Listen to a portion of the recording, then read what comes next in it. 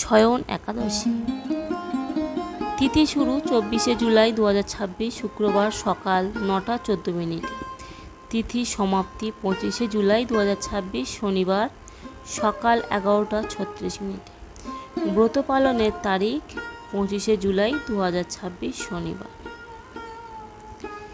এই ব্রততে সারাদিন জল বা ফল আহার করে কাটাতে হয়। চাল, গম, ডাল, সরিষা বা যে কোনো ধরনের শস্য দানা গ্রহণ সম্পূর্ণ নিষিদ্ধ।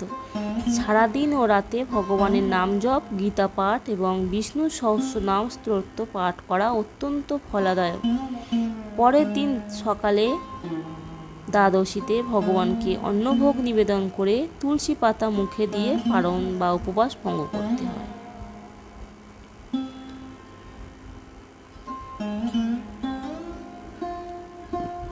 আগামী 25শে জুলাই শনিবার পালিত হবে।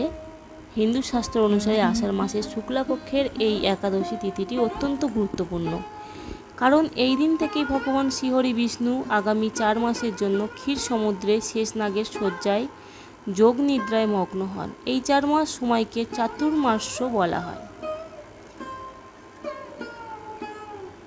উদয় তিথি অনুসারে ব্রত পালন 25শে জুলাই 2026 শনিবার।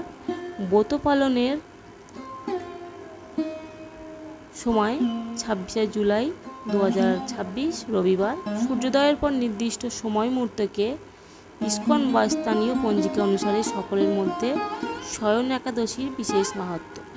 চাতুর্মাস্য ব্রতের সূচনা এই একাদশী থেকেই পবিত্র 4 মাস বা চাতুর্মাস্য ব্রত শুরু হয়। এই সময় হিন্দু ধর্মের বিয়ের, উপনয়ন বা গৃহপ্রবেশের মতন শুভ মাঙ্গলিক অনুষ্ঠান স্বাভাবিকভাবে বন্ধ থাকে।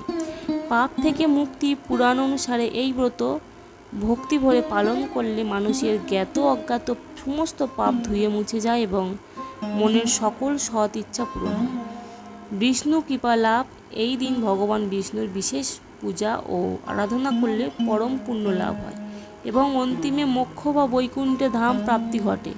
শয়ন একাদশীর পৌরাণিক ব্রত কথা ভবিষ্যোত্তর পুরাণে এই একাদশীর মাহাত্ম্য বর্ণনা করতে গিয়ে ভগবান শ্রীকৃষ্ণ রাজা যুধিষ্ঠিরকে একটি সত্য ঘটনা শুনিয়েছিলেন। মান্ধাতা নামে এক পরম ধার্মিক প্রজাবৎসল রাজা ছিলেন।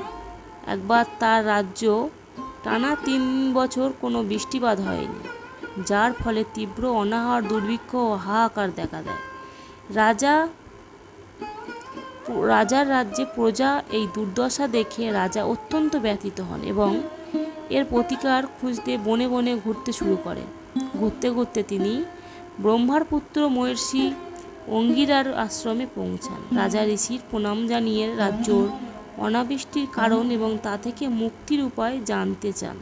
তখন মহর্ষি অঙ্গিরা রাজাকে জানান সে সত্যযুগে ছোটোখাটো ভুলের জন্য প্রকৃতি রুষ্ট হতে পারে। তিনি রাজাকে আষাঢ় মাসের শুক্লাপক্ষের শয়নী বা দেবশয়নী একাদশীর ব্রত পালন করার পরামর্শ দেন। ঋষি বলেন, এই ব্রত হল সর্বসিদ্ধিদাত্রী এবং সমস্ত উপদ্রব নাশকারী। ঋষির উপদেশ মেনে রাজা মান্ধাতা তার রাজ্যে ফিরে আসেন এবং অত্যন্ত নিষ্ঠার সাথে প্রজা নিয়ে এই শয়ন একাদশী ব্রত পালন করেন।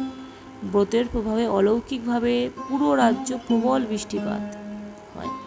খরা ও দুর্ভিক্ষ দূর হয়ে রাজ্য আবার ধনধান্যে সুখ ভরে ওঠে। ব্রত পালনের নিয়মাবলী: একাদশীর দিন ভোরে উঠে স্নান সেরে শুদ্ধ বস্ত্রে ভগবান বিষ্ণু ও মাতা লক্ষ্মীর পুজো করতে হয়। নমস্কার বন্ধু, আমার একাদশী বা শয়ন একাদশীর ব্রত এই অবধি। আপনাদের যদি এই ভিডিওটা পছন্দ হয়ে থাকে বা ভালো লেগে থাকে, অবশ্যই আমার চ্যানেলটাকে সাবস্ক্রাইব করবেন। ধন্যবাদ।